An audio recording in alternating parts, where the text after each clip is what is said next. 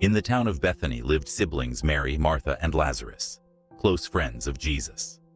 One day, Lazarus became seriously ill. His sisters sent a message to Jesus, "Lord, the one you love is sick."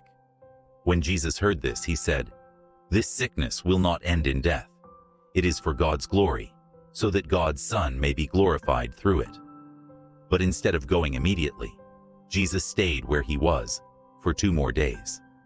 Then he told his disciples, "Let us go back to Judea. Our friend Lazarus has fallen asleep, but I am going there to wake him up." The disciples were confused. "Lord, if he sleeps, he will get better."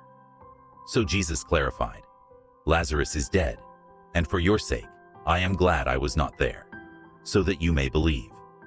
But let us go to him." When Jesus arrived in Bethany, Lazarus had been in the tomb for 4 days. Martha ran to meet him and said, "Lord, if you had been here, my brother would not have died. But I know that even now, God will give you whatever you ask." Jesus said, "Your brother will rise again." Martha replied, "I know he will rise in the resurrection at the last day." Jesus declared, "I am the resurrection and the life. The one who believes in me will live, even though they die, and whoever lives by believing in me will never die." Do you believe this? "Yes, Lord," Martha answered. "I believe you are the Messiah, the Son of God." Mary also came to Jesus, weeping, and said, "Lord, if you had been here, my brother would not have died." When Jesus saw her and the others weeping, he was deeply moved and began to weep. They led him to the tomb, and Jesus said, "Take away the stone." Martha objected, "Lord, by now there will be a bad odor. He has been there 4 days." Jesus responded, "Did I not tell you that if you believe, you will see the glory of God?"